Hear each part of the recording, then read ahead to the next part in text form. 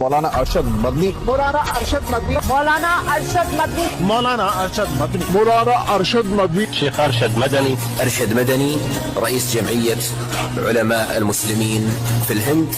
أنا شيخ الإسلام حضرت مولانا أرشد مدني.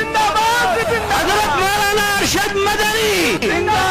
تو ارشد مدنی کچھ بھی کر سکتا ہے بھائی. ارشد مدنی کی بہت بڑی طاقت ہے. بڑے بڑے ستادھیش، بڑے بڑے ہمارے نیتا، بڑے بڑے ہندووادی، ہمارے سادھو سنیاسی تک ارشد مدنی کے قدموں میں جھکے ہوئے ہیں، اس کے قدموں کو چوم رہے ہیں. تو ارشد مدنی کچھ بھی کر سکتا ہے بھائی. ارشد مدنی کی ہر بات جو ہے اس دیش میں پوری ہوگی.